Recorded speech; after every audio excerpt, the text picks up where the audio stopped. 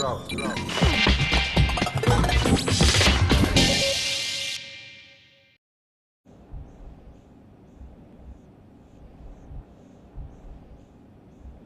guess I was always interested in just how far an artist in a studio factory could get, how much effect I could have on the built environment as well as within the gallery. So this is an example of exoskeleton. And as you can see, I've used ready-made pieces of machinery that are already closely associated with the body, combined with more basic materials to make a proposition about the prostheticized body. So this is, to me, a body building. It's an exoskeleton structure which questions, is it, the machine or is it flesh?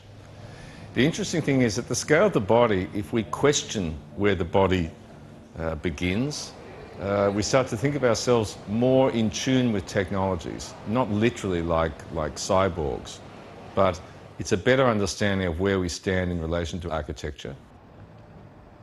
At the next scale, I engage with architecture itself and public space, and I attach artworks to buildings in a process of transformation. So the site of the work is architecture, the body of the work is architecture, and I'm trying to transform it. I call that work parasite because the works are parasitic. The most interesting things that happen to architecture are what we kind of add to them, the inventions that humanize the structure.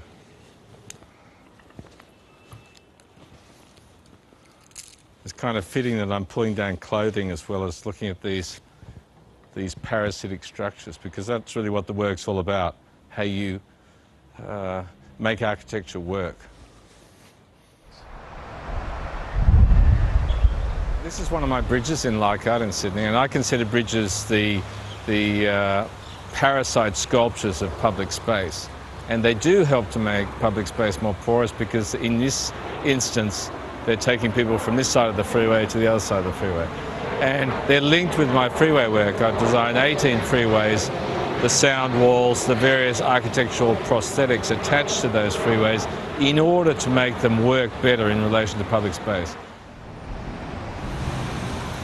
The public tend to think of public space as their plazas or parks or lovely little beachy spots by the harbour. In actual fact, public space is the complete reverse envelope of the city. So what isn't building is public space. And we need to negotiate all of these spaces, even if they're quite abject, such as these spaces under freeways. These all have to be dealt with, all have to be claimed by the public.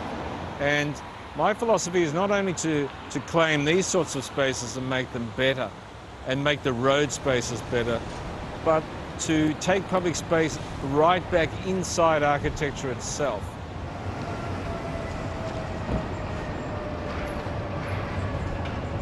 Porosity research moves further than any research in terms of understanding and classifying public space, because it believes, or I believe, that there are types of public space within these private buildings. And these types of public spaces, which relate to the public space outside, are integral parts of our journey through the city. If we close buildings down at the street, as the age of terror is sort of dictating, then we are limiting the experience of the city and the degree to which we can interact with each other.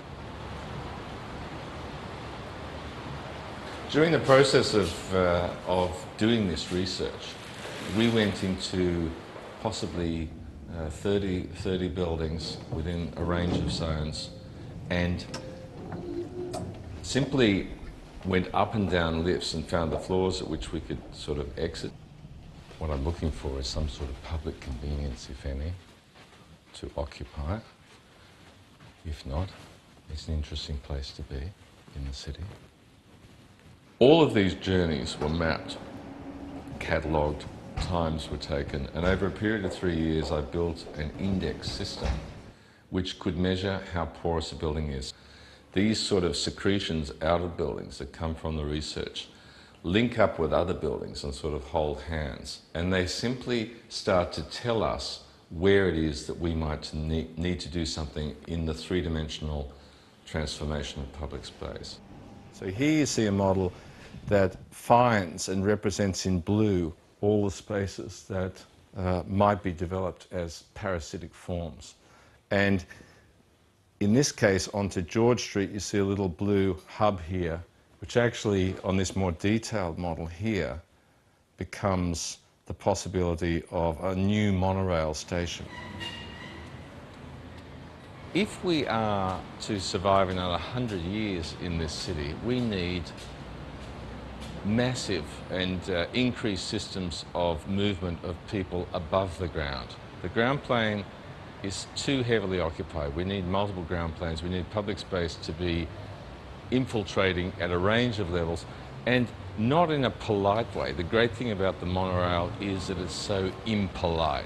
It charges through buildings, above cars, cuts through corners. It does all the things that a parasite should do. It is the architecture of the future.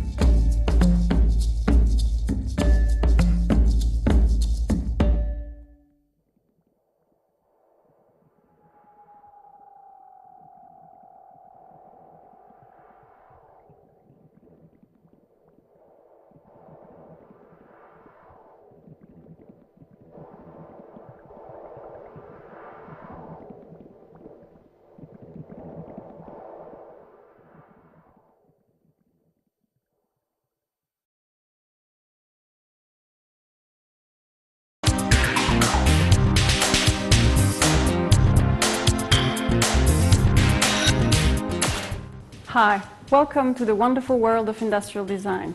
I'm Oya Demirbilek, Associate Professor at UNSW, Faculty of the Built Environment, and I'm the Program Head for Industrial Design.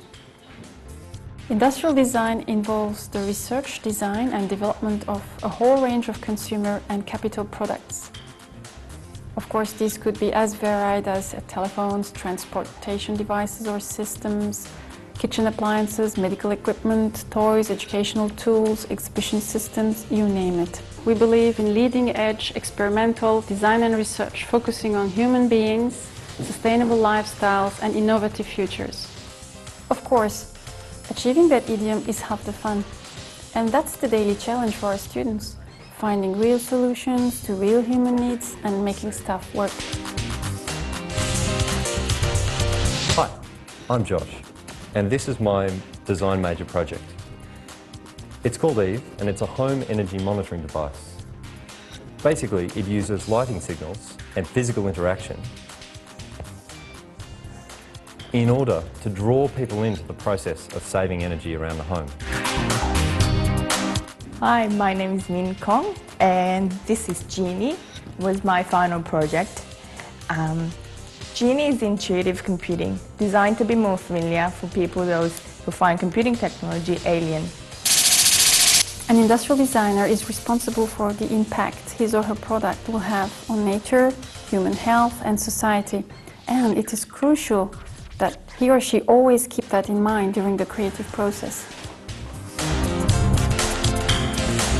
Hi, I'm Eugene.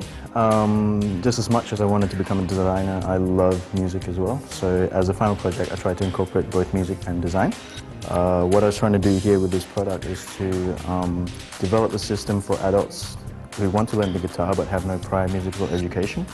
So what the device does is it converts MP3 or music data files into binary code that is fed through the lasers in the product, and the lasers are projected then onto the fretboard, which gives players a more intuitive and hands-on way of learning how to play the guitar. Hi, I'm Angeline. This is Celsius. It's my major project. It's a modular refrigerator. So what you do is you purchase a base unit, and the idea is that then, depending on the way that you eat, you purchase additional units. So if you drink lots of wine, you could purchase this one, and then you could get one for meat, for vegetables, for fruit, and you control each of these cabinets separately. So there's 5 temperature presets, and you select one depending on what's inside, and away you go. Industrial design is everywhere. It is woven in the fabric of society, and the projects our students are doing today are very likely to come to life and be in the hands of real users and real environments tomorrow.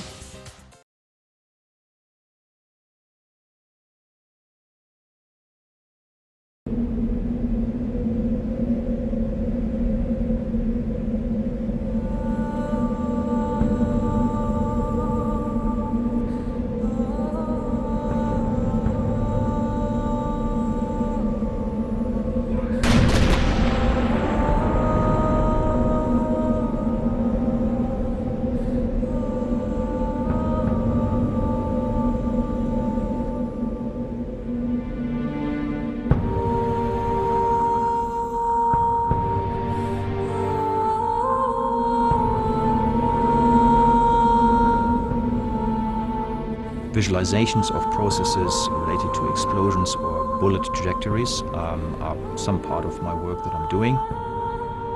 This came about more accidentally than anything else, and I was primarily interested in getting as much information about a flow field, and in the process I happened to generate images that could be looked upon as parts of art.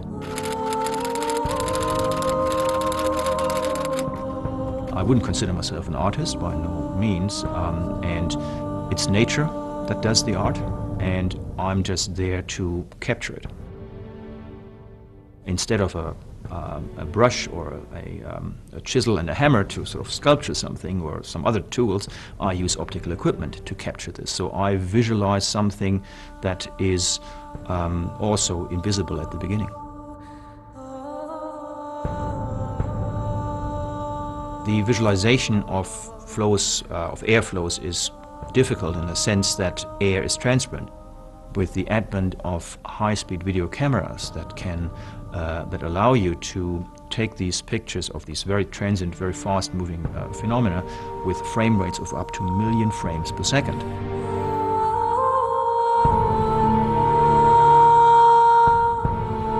If artists actually recognize the potential that is in there, it might be that we have these images being taken almost entirely for the purpose of creating an artistic picture. So we might see something like this hanging in a museum.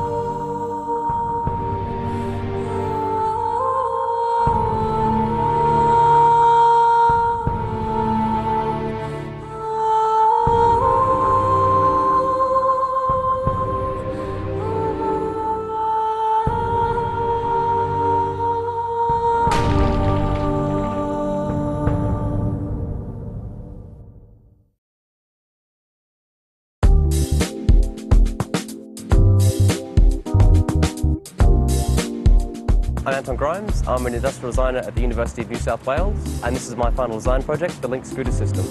The original idea was to produce both a scooter and a hub, so two independent objects that work together as a system. But then the sort of leap of logic was, why develop every single component? You know, why not simply use existing infrastructure? The scooter itself is a rather lightweight, simple, very robust electric scooter.